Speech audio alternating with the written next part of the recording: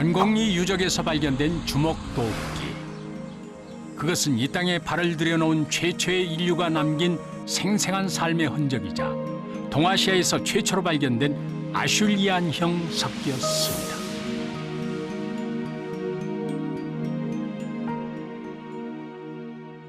만일 그 주먹도끼가 아프리카나 유럽에서 발견됐으면 그만한 가치가 없다고 생각되겠죠. 근데 이제 동아시아에는 없다던 게 처음으로 나타났는데 그게 뭐 한국의 뭐 경상도 지방, 한반도가 아니고 동아시아 지역 이 큰 대륙의 한 반틈에서 없던 것이 나타났으니까 그게 굉장히 중요하고 학사적으로 큰 충격을 주고 30만 년 전 한반도.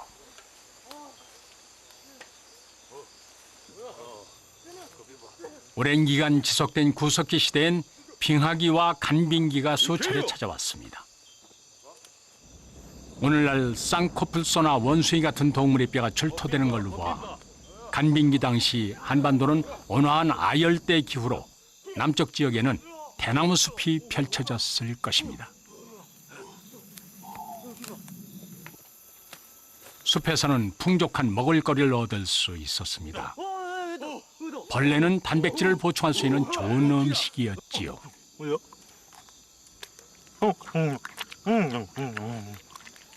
먹을거리를 찾아 이동 생활을 했던 한반도 최초의 인류.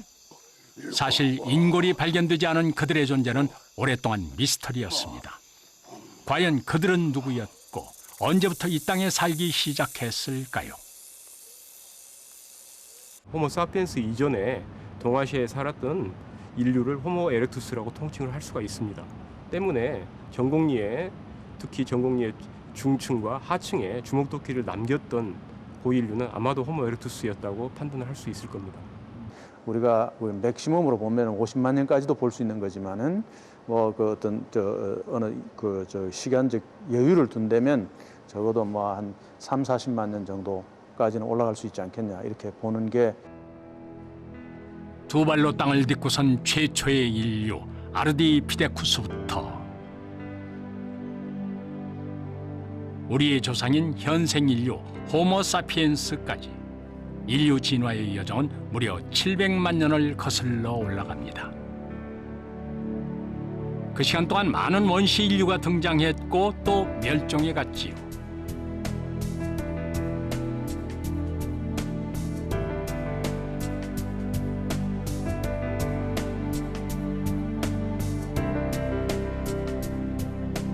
(700만 년 전) 침팬지와 인류의 조상은 서로 다른 진화의 길을 걷기 시작했습니다. 직립보행으로 자유를 얻게 된 두 손은 정교한 동작이 가능해졌고 이것은 엄청난 결과를 가져왔습니다. 많은 원시 인류가 공존했던 아프리카에서 150만 년 전 등장한 호모 에렉투스는 특별한 존재였습니다.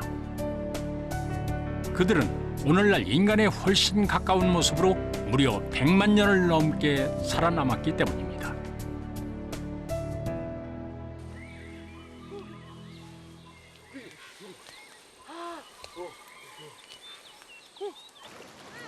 강은 호모 에렉투스 무리에게 생명의 젖줄이었습니다.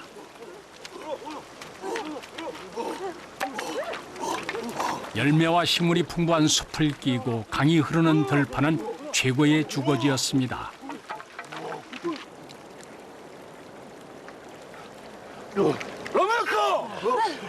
물고기도 잡고 또 물 마시러 온 동물을 사냥하기도 좋았습니다. 구석기 시대 유적이 강 주변에서 많이 발견되는 이유가 이 때문이지요.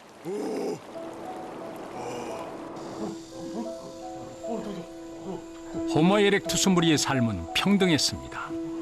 서열이나 계급은 없고 남녀의 차별도 없었지요.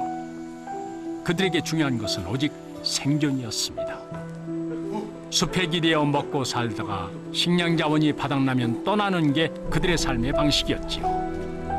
사실 한반도엔 동굴이 많지 않기 때문에 대개는 풀과 나뭇가지로 움막을 엮어 살았습니다.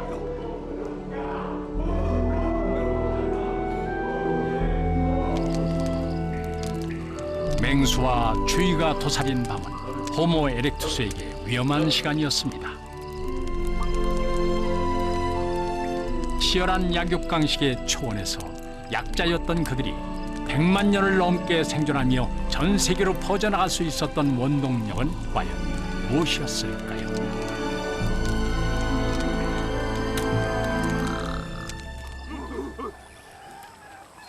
피부에 털이 사라지며 효과적인 냉각 시스템을 갖게 된 호모 에렉투스.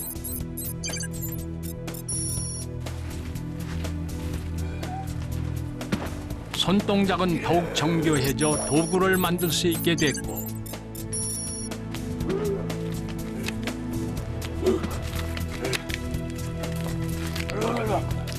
길고 커진 코와 피부에 있는 수백만 개의 땀샘 덕분에 효과적으로 열을 배출할 수 있게 됐습니다. 덕분에 인류는 뜨거운 태양 아래를 활보할 수 있었고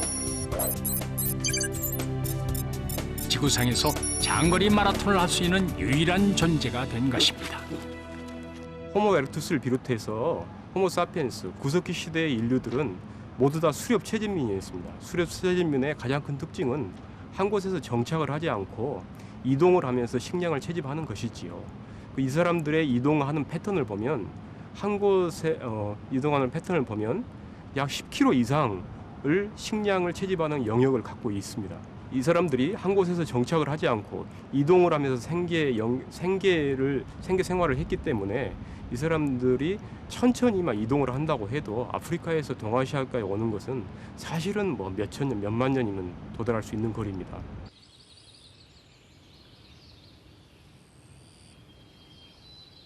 호모 에렉투스는 모험가이자 인류 최초의 여행자였습니다.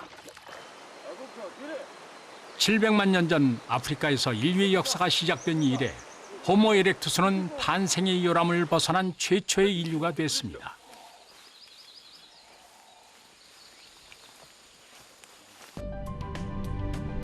호모 에렉투스는 100만 년에 걸친 여행을 통해 구대륙 전체로 퍼져나갔습니다. 그들 무리의 일부는 유럽으로 향했습니다. 그리고 또 일부는 아시아를 향해 떠났지요. 해안선을 따라 이동하며 인도네시아의 자바섬과 중국으로 퍼져나갔습니다. 그리고 마침내 아시아의 동쪽 끝 한반도에 발을 딛게 된 것입니다.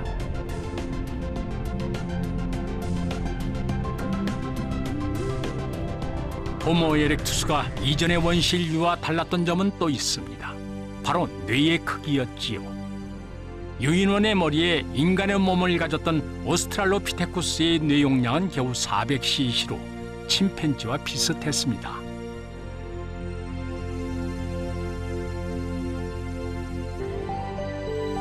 반면 호모 에렉투스의 뇌 용량은 800cc로 시작해 생존 기간 동안 1100cc까지 커졌습니다. 오늘날 우리와 비슷한 크기였지요.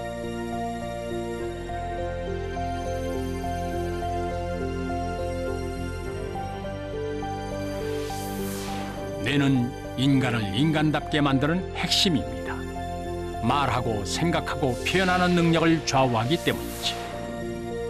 더 커진 뇌는 호모 에렉투스에게 강력한 생존의 무기이자 구석기 문화를 일군 원동력이었습니다.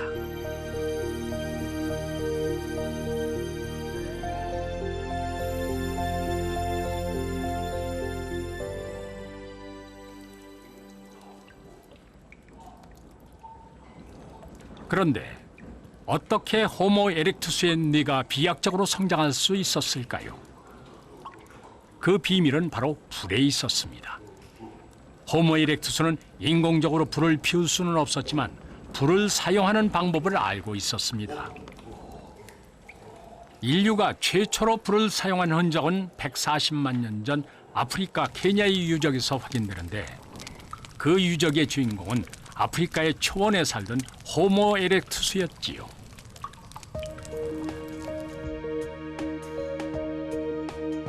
불과 주먹도끼, 이 둘은 한반도의 구석기 시대에도 공통적으로 나타나는 특징입니다.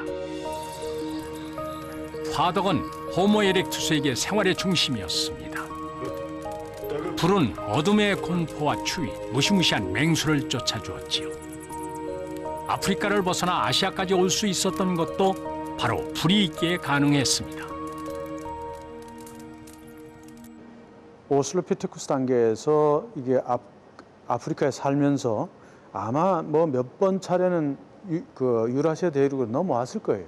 소수의 집단들이라 하더라도. 그래서 다 절멸했어. 왜? 불을 사용하지 못하니까. 그러니까 불이 없다면 이게 중위도 지방에서는 도저히 적응을 할 수가 없는 겁니다. 그래서 이건 절대로 중위도 지방에서 화석이 나왔다고 불의 흔적이 없어도 그건 불을 사용해야지 거기서 존재할 수 있는 거지 그건 불가능한 겁니다. 그래서 그거는 우리가 이제 증거가 있고 없고 간에 그 조건 자체가 환경 조건 자체가 불이 있어야 사는 지역이지요.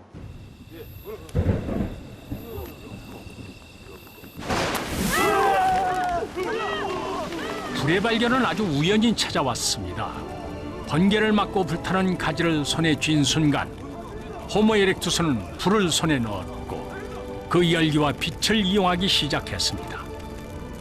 불의 발견은 인류 진화에 가속도를 붙인 역사적인 사건이었습니다.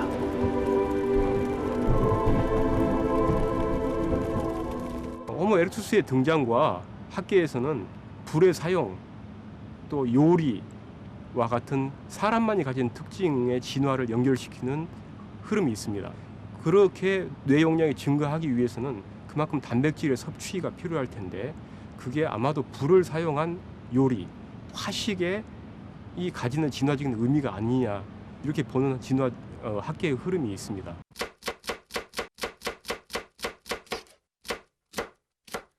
식재료를 썰고 양념을 해서 불에 익히는 과정. 지구상에서 오직 인간만이 요리를 합니다. 알고 보면 요리는 단순히 맛있게 먹기 위한 것만은 아닙니다. 음식을 불에 익혀 먹는 요리의 탄생은 인류의 진화를 이끈 원동력이었던 것이지요.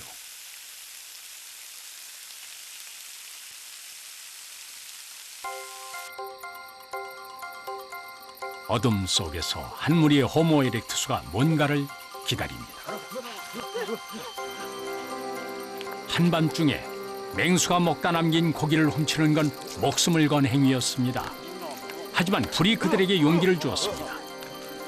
이 목숨을 건 식사는 그들에게 중대한 변화를 가져왔습니다.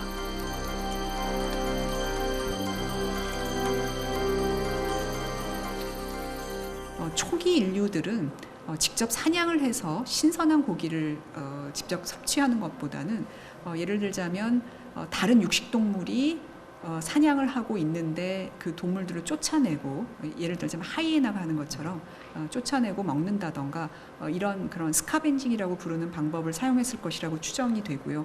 수렵채집 사회에서도 실제 단백질의 섭취라는 것은 한정되었겠지만 그 한정된 가운데서도 아무래도 질적으로 양적으로 증가가 되면서 인류의 진화 과정에 결정적인 영향을 미쳤을 것이라고 생각합니다. 동물성 단백질과 지방은 뇌 발달과 밀접한 관계가 있습니다. 처음엔 뼈를 깨서 그 안에 든 골수를 빨아먹었지요. 그러다가 고기를 익혀 먹기 시작한 호모 이렉투스는 불에 익힌 음식에서 얻은 풍부한 열량 때문에 더 큰 뇌를 가질 수 있게 되었고 동시에 지적 능력도 발달하게 됩니다. 그들은 불가에 둘러앉아 고기를 나눠 먹으며 집단 생활에 필요한 사회적 관계를 익히고 쌓아 나갔습니다.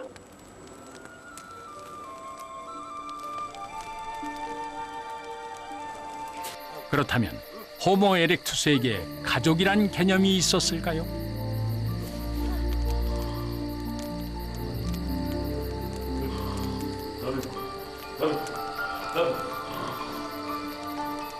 호모 에렉투스는 건천혼을 피하기 위해 다른 무리와 여자를 교환하기도 했습니다. 기본적으로 평등한 집단 생활을 했지만 원시적인 형태의 결혼 제도도 존재했을 것으로 보고 있습니다. 일부 일처가 더 맞을 겁니다. 지금보다도 더 맞을 수도 있습니다. 원초적으로 우리가 인간이 직립했다고 하는 것 자체가 이게 부부관계에서 출발하는 거거든요. 직립한 이유 자체가 남자가 여자하고 자기 새끼를 먹이기 위해서 음식을 운반하기 위해서 하는 동안에 직립 이 패턴이 생겼다고 보는 거니까 오히려 이게 과거로 가면 갈수록 페어 본딩 시스템은 더 강할 수도 있지 않겠냐 이렇게 보는 게 지금 현재 우리 그 뭐 인류학자들의 견해라고 할 수 있죠. 풀과 고기는 비약적인 뇌의 성장을 가져왔지만 사실 사냥은 위험할 뿐만 아니라 열에 9번 실패하기 일쑤였습니다. 그래서 호모 이렉투스가 섭취했던 에너지원의 70% 이상이 식물이었습니다. 때문에 식물 채취를 주로 하는 여성은 무리의 생계를 책임지는 중요한 역할을 맡았습니다. 평생을 숲을 이동하며 살았기 때문에 그들의 자연에 대한 지식과 정보는 식물학자에 버금갈 정도였지요. 계절에 따라 어디서 어떤 열매가 나는지 알았고 먹어도 되는 식물과 독이 있는 식물을 구별할 수도 있었습니다.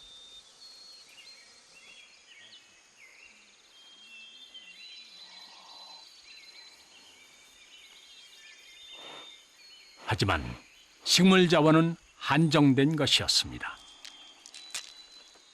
10명 내외의 무리가 오로지 숲에 의지해 먹고 살다 보면 아무리 넓은 영역을 가진 무리라 해도 한 달에 2-3번 이동할 수밖에 없었습니다.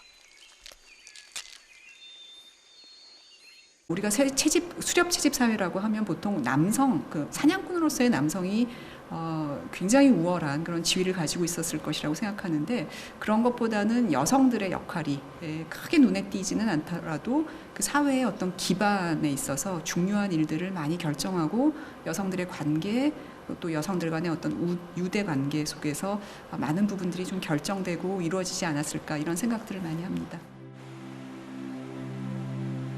경기도 북부 한탄강 유역은 우리나라 구석기 시대 연구에 가장 중요한 곳입니다.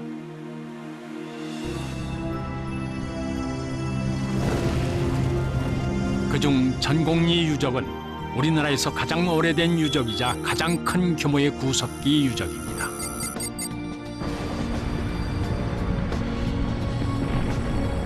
지금으로부터 50만 년 전 한탄강 인근의 오리산에서 분출된 용암이 한탄강의 바닥을 뒤덮었습니다. 이렇게 형성된 현무암 대지에서 전곡리 유적이 발견된 것이지요. 당시 형성된 현무암의 상부 점토층에서 집중적으로 석기가 발굴되고 있습니다. 땅에 묻혔던 전곡리 유적을 세상에 알린 것은 바로 이 주먹도끼였습니다.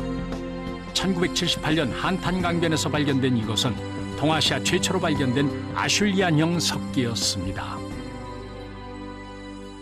그래서 그만큼 이게 동아시아 학자들한테는 구석기 학자들한테는 이게 전곡에서 아슐리안형 주먹도끼가 발견됐다는 것 자체가 이게 편견을 깰 수 있는 굉장히 좋은 자료라고 생각하고 우리가 이게 발굴할 때 처음에 뛰어온 사람 일본 사람 그 다음에 미국 사람 이런 그 학자들이 거대한 이거 위대한 학자들이 뛰어와서 본 그런 이유입니다. 당시 모비우스란 고고 학자는 주먹도끼가 나오는 유럽과 아프리카를 아슐리안형 문화권으로, 주먹도끼가 없는 동아시아는 찌개 문화권으로 구분했는데 거기엔 더 미개한 문화라는 의미가 숨어 있었습니다. 하지만 전곡리 주먹도끼의 발견은 이런 모비우스의 학설을 한 번에 뒤집는 결정적 증거가 됐습니다. 그런데 아슐리안형이란 이 말의 의미는 무엇일까요? 완벽한 좌우 대칭에 날카롭게 양날을 세운 타원형, 아슐리안형 석기의 전형적인 형태입니다. C'est très important parce que, si vous voulez, c'est aussi une étape au niveau des connaissances techniques et mentales de l'individu. C'est-à-dire que lorsque l'on va fabriquer des bifaces, c'est un moment où on est capable de faire abstraction d'une forme, d'avoir une forme figurée dans son cerveau et de pouvoir la projeter sur la matière. Et c'était important parce que c'est un moment de l'évolution mentale de l'individu C'est aussi une découverte importante parce que c'est la première fois que l'on va voir apparaître des formes géométriques de façon répétitive. Et c'est aussi un moment extrêmement important parce qu'il y a une grande mobilité qui va apparaître avec l'HLA1. C'est vraiment à ce moment-là que l'homme quitte ses régions d'origine et va partir vers l'Asie, vers un peu partout, et un groupe beaucoup plus important. C'est une libération de son berceau natal. 구석기 최고의 발명품이라 불리는 주먹도끼. 과연 만드는 일은 쉬웠을까요? 구석기인이라면 누구나 만들 수 있었을까요? 강가의 차돌로 알려진 우리에게 익숙한 규암을 가지고 직접 만들어 봤습니다. 저희들이 그 실험을 해본 결과 한 20개 정도 주먹도끼 제작 시도를 했을 때 어느 정도 그 주먹도끼라고 특성을 가질 수 있는 석기를 제작하는 그런 결과는 3개에서 5개가 안 되는 그런 수준입니다. 그래서 이런 완성 형태의, 그러니까 그 당시 고인류가 제작해서 자기가 만족하는 수준에 도달하기까지는 상당한 수준의 숙련도와 그리고 숙련도만큼이나 또 어떤 운도 따르게 됩니다. 구석기인들의 지적 능력과 기술력이 합쳐져 만들어진 주먹도끼는 생각보다 만들기 어려운 도구였습니다. 웬만한 힘으로는 깨뜨리기도 힘든 단단한 석재 때문이지요. 전공리의 주먹도끼가 프랑스에서 발견된 아슐리안형 석기에 비해 투박하고 거칠어 보이는 이유도 이 때문입니다.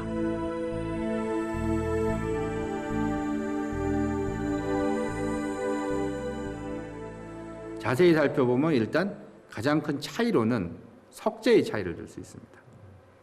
석재의 차이는 그 여기서 보시는 석재는 그 전곡리 일대의 그 임진 한탄강역에서 흔히 볼 수 있는 규암재 자갈로 만들어졌습니다. 여기서 보이는 이런 그 규암재는 상당히 경도가 높습니다. 경도가 높다는 것은 동일한 그 떼어내는 작업에서도 훨씬 더 많은 에너지를 필요로 하고, 이것은 고인류가 이것을 제작할 때 상당히 많은 힘을 필요로 했다는 것을 짐작할 수 있습니다. 프랑스 남부에 위치한 소도시 레제지. 전원 풍경이 아름다운 이곳은 전기 구석기 시대 유물이 대량 발굴돼 세계적으로 유명해진 곳입니다.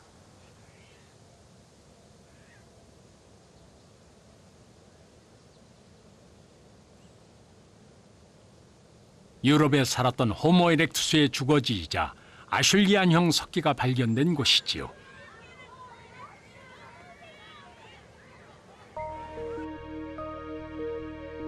아슐리안이란 이름은 생따슐 지역에서 발견된 주먹도끼에서 유래합니다. 이와 유사한 형태를 가진 석기를 부른 이름이 된 것이지요.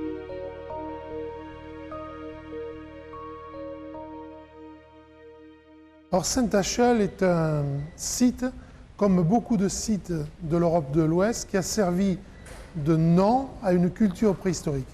Et ça, c'est très important puisque ce sont les séries qui ont été trouvées à Saint-Achel qui vous servent de référence partout pour qualifier l'acheléen. Mais à mon avis, ce qui est le plus important, c'est la notion d'acheléen plus que le site de Saint-Achel. L'acheléen correspond à un véritable moment culturel du paléolithique et c'est extrêmement important de pouvoir le définir avec précision. 아프리카를 떠나 유럽에 정착한 호모 에렉투스들은 어떻게 살았을까요?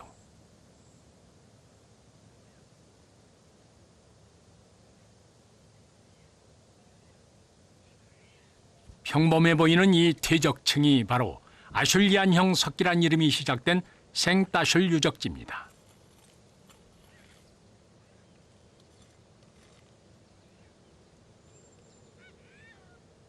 작은 돌 조각이 척박한 자연과 변화무쌍하게 변하는 기후 속에서 적응하며 살아남은 초기 인류들의 이야기를 들려주는 듯합니다.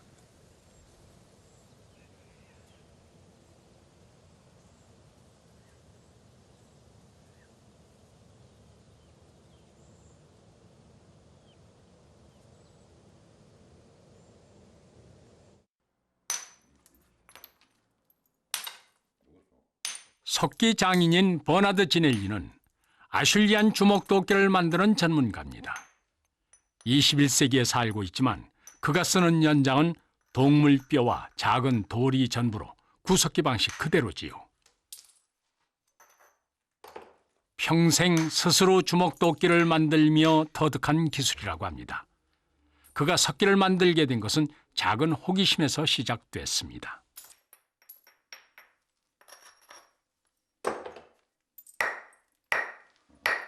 Intéressant, c'est d'essayer de comprendre comment ces hommes-là ont pu réaliser ces outils, ont pu réaliser leurs outils tout simplement.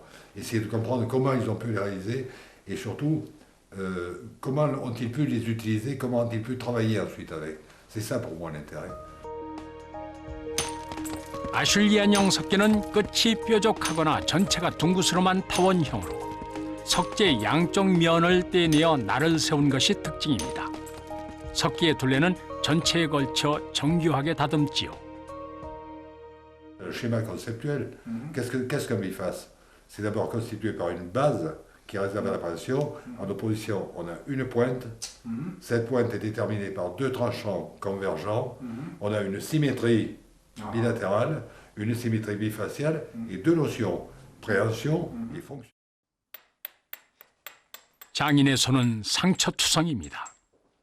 돌로 만든 도구란 것이 믿어지지 않을 만큼 석기의 모서리는 피부를 베일 정도로 날카롭습니다.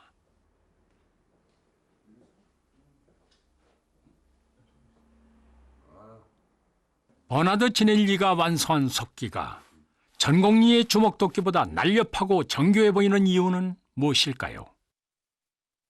주먹도끼의 완성도를 좌우하는 것은 기술력이 아니라 다른 이유에 있습니다. Sur lequel on va avoir des difficultés à effectuer des préparations, il est évident que l'outil, la qualité de l'outil va s'en ressentir. Plus le silex va être pur et plus l'outil va être performant. Les Achelins ont aussi réalisé de très très beaux outils à partir de très bons silex, comme l'ont fait les hommes de Néandertal. Donc pour moi, il n'y a pas de caractéristiques particulières entre ces deux cultures, quoi, en fait, par rapport au biface, quoi, je veux dire. 아슐리안형 석기들은 크기도 모양도 다양합니다. 예술작품처럼 아름답기까지 한 석기들을 어디에 어떻게 썼을까요? Selon leur dimension, leur épaisseur et leur forme, ils servent soit à couper, à dépecer des animaux, ils peuvent couper du bois, mais outre ces capacités actives, on peut se servir immédiatement du biface, c'est aussi un objet très particulier, c'est aussi une réserve de matières premières qu'on peut transporter avec soi. Et lorsqu'on a besoin d'avoir des éclats très coupants, on enlève un petit bord du biface, un éclat très coupant. Ensuite, on peut transformer le bord en le rendant plus coupant en faisant une retouche secondaire. C'est-à-dire que ça peut être un support d'outil. Donc vous voyez, le biface est à la fois un outil lui-même, il peut être également un support d'outil, également une réserve de matières premières. C'est presque un couteau suisse, mais très ancien. 전혀 다른 지역에서 발견됐지만 같은 이름을 가진 두 개의 주먹도끼. 그것은 생존에 없어서는 안 될 생활 필수품이었습니다.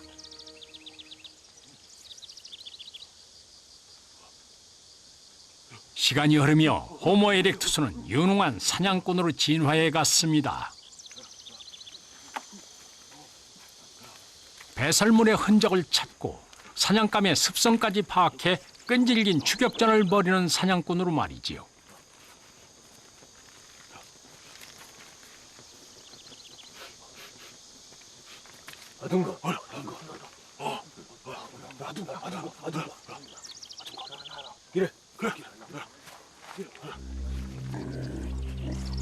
호모 에렉투스 무리가 노리는 것은 멧돼지였습니다. 지능 목욕을 좋아하는 멧돼지를 찾아 무릉덩이 부근을 찾아다닌 것이지요.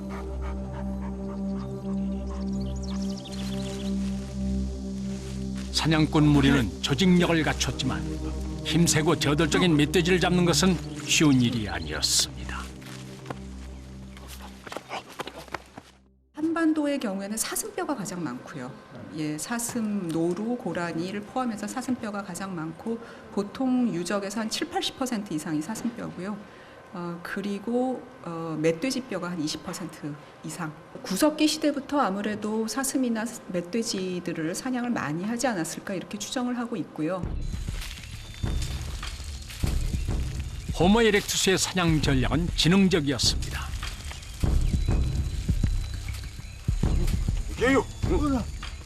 목표가 정해지면 커다랗게 구덩이를 팠습니다. 항상 다니는 길로만 다니는 멧돼지의 습성을 이용하기 위한 전략이었지요. 사냥은 목숨을 잃을 수도 있는 위험한 일이었습니다.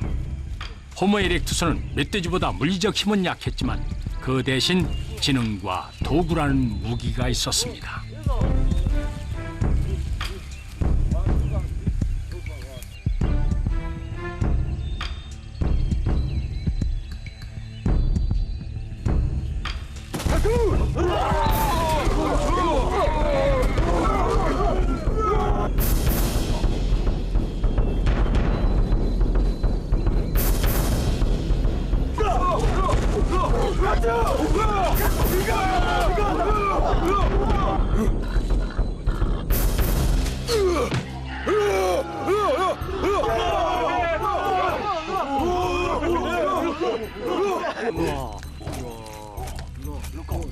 두꺼운 가죽을 벗기고 고기를 자르는데 날카롭게 날을 세운 석기는 요긴한 도구였습니다.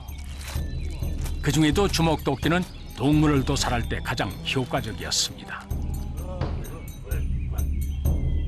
패거나 자르거나 또는 자르는 거에도 예리하게 자르거나 또는 아주 거칠게 자르거나 뭐 이런 정도의 그 기능 구분이겠지요.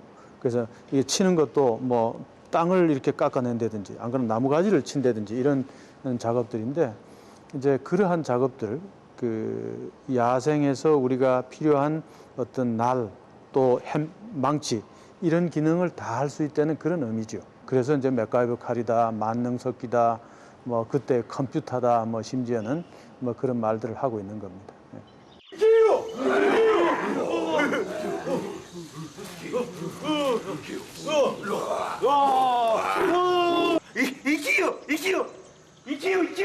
사냥을 떠난 이들의 귀환은 무리의 생존과 번영을 의미하는 것이었습니다. 특히 식물 자원이 줄어드는 겨울이나 혹독한 빙하기가 찾아왔을 때는 사냥에 대한 의존도가 더 높았지요. 위험한 사냥에서 살아남기 위해 호모 에렉투스의 사회적 협동은 더욱 체계화되고 의사소통 능력도 정교하게 발전해 나갑니다.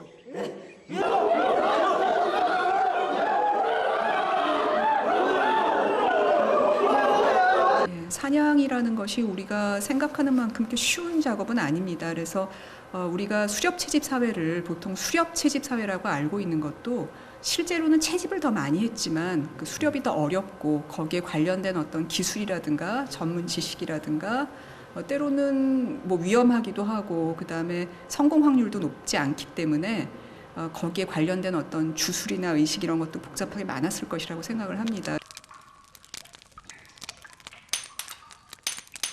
주먹도끼는 구석기 시대의 명품이라고 불립니다.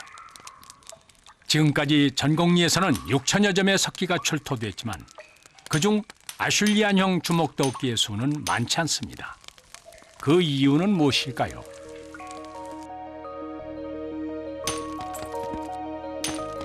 뾰족한 첨두부에 날카롭게 양날을 세운 형태. 완벽에 가까운 좌우 대칭은 전곡리 주먹도끼의 독보적인 특징이라고 할 수 있습니다. 좌우 대칭이라는 것은 일반적으로 자연계에 존재하는 대부분은 좌우 대칭의 형태를 띠고 있습니다. 가장 대표적인 게 사람 몸입니다. 팔 2개, 다리 2개, 눈 2개와 마찬가지로. 이러한 좌우 대칭이라는 것은 사람들이 기하학적인 측면에 있어서 비로소 외적인 세계를 인식하고 그러한 외적인 세계와 동등한 위상을 가지는 인공적인 산물을 자신들이 직접 만들어낼 수 있다는 것을 얘기합니다.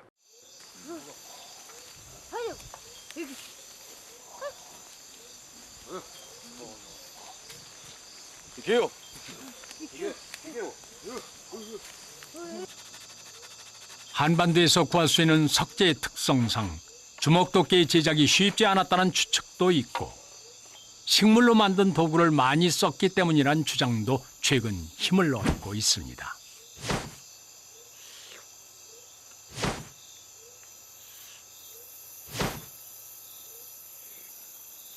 동남아시아처럼 대나무가 많은 지역에서는 대나무를 재료로 썼습니다. 오늘날 우리가 대나무로 가구를 만들고 바구니를 엮어 쓰는 것처럼 말이지요.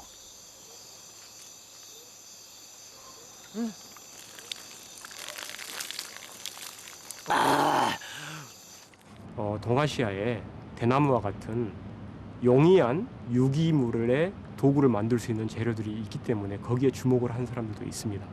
주먹도끼가 없더라도 대나무 같은 경우는 굉장히 만들기도 쉽고 강하지요. 그래서 그런 유기물 도구를 가지고 사용했을 것이라고 여기기도 합니다. 많은 유기물 또는 많은 형태의 도구들이 사용되었을 것입니다. 우리가 상상할 수 없는 도구들도 있었을 것입니다. 많은 경우 부식되어 사라져버리고 돌로 만든 석기들이 가장 오래 존속돼서 남는 것이죠.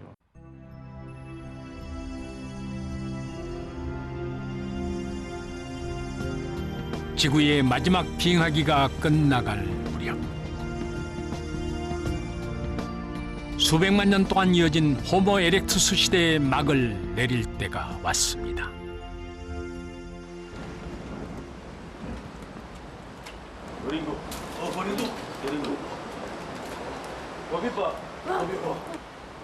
한반도에 살았던 최초의 인류 호모 에렉투스의 시대도 끝나갔습니다. 주먹도끼를 발명한 구석기 시대의 주인공이 왜 갑자기 사라져버렸는지 그들의 멸종은 지금까지도 미스터리로 남아 있습니다.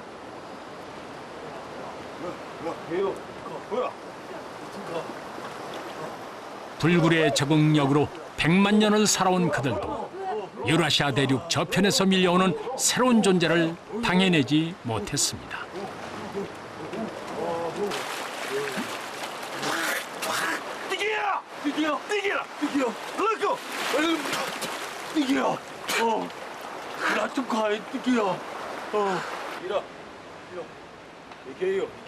월등한 지능을 가졌고 위협적인 무기로 매머드 같은 대형 동물을 사냥했던 강력한 경쟁자.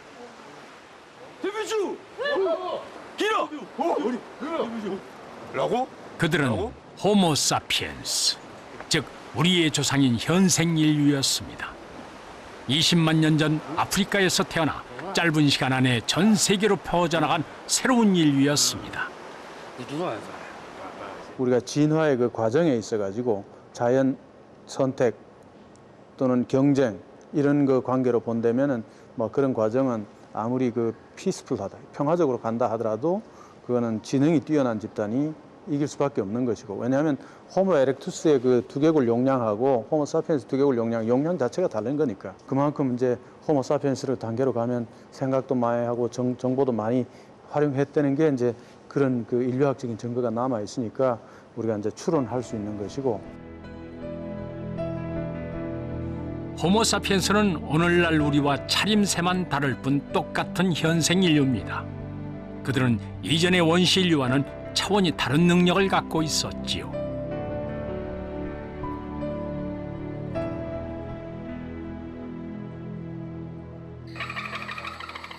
호모 사피엔스는 불을 정복한 인류였습니다.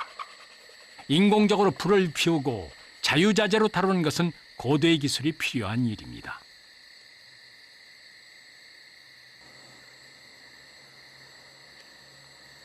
불이 옮겨 붙을 수 있는 재료를 자연에서 찾아내고 불쏘시개로 만들 줄 알아야 가능한 일이었습니다.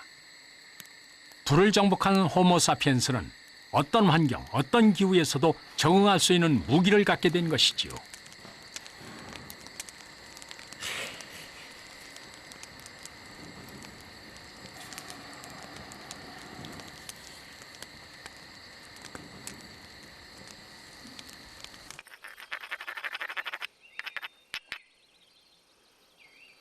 호모 사피엔스의 석기 제작 기술은 놀라웠습니다. 주먹도끼에 비해 크기는 작지만 파괴력은 훨씬 큰 사냥 도구를 만들어냈습니다.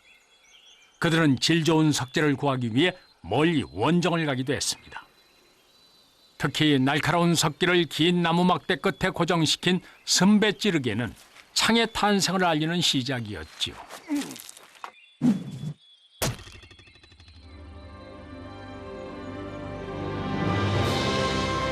새롭게 등장한 호모 사피엔스와 전기 구석기 시대를 살아온 호모 에렉투스. 그 둘은 전혀 다른 종의 인류였습니다. 두 인류가 한반도에서 마주쳤을 가능성은 알 수 없습니다.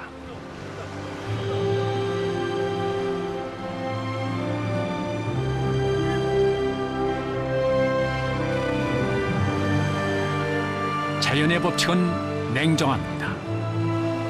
변하는 환경과 기후에 적응하지 못하고 경쟁에서 밀려날 때 도태돼 사라지는 것이지요. 수많은 원시인류가 그랬듯 호모 에렉투스에게도 멸종의 때가 왔습니다. 한반도 구석기 시대의 주인공 호모 에렉투스는 그렇게 사라져갔습니다.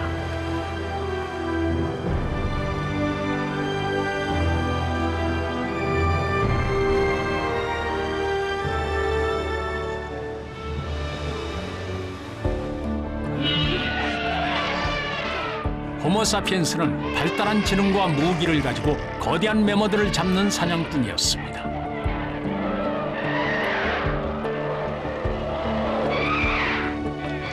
때론 매머들을 몰아서 낭떠러지로 떨어뜨리는 전략을 쓰기도 했고 나무창과 돌, 여러 종류의 함정을 사용해 사냥을 했습니다.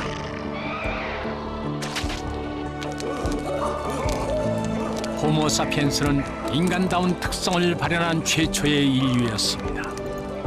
처음으로 죽음과 사후 세계를 이해했고 예술과 문화를 창조했지요. 보고 듣고 느낀 것을 형상화해 표현한 동굴벽화는 바로 그들의 작품이었습니다.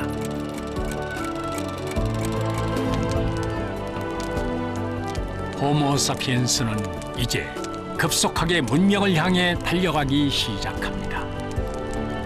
불에 구운 토기는 새 시대의 상징이자 정착과 농경을 의미하는 발명품이었지요.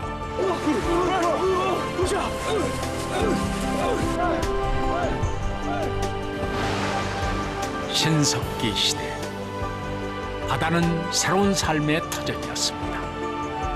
호모 사피엔스는 통나무 배를 타고 먼 바다로 나가 거대한 고래를 잡았습니다. 그들은 세계에서도 유래가 드문 뛰어난 고래 사냥꾼들이었습니다.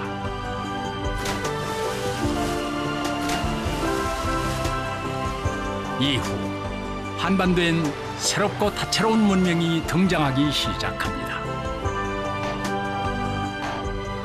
오늘날 우리는 첨단 문명을 만들어냈습니다.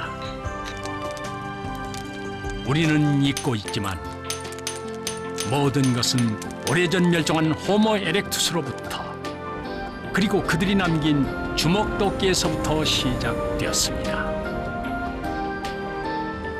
인간의 기술의 발달 과정에서 구석기 시대 기술이라는 게 지금 기술을 이야기하면 정말 0.0001%밖에 안 되지만은 그 자체가 나머지를 잊게 했고 그 원리가 아직도 적용된다는 점, 이걸 가르쳐야 되는 거고, 그런 점에서 이게 선사시대, 특히 구석기 시대 때 이걸 우리가 애들이 많이 보고 그 원초적인 형태의 우리의 기술이 뭔지 그걸 배워야 되지 않겠냐.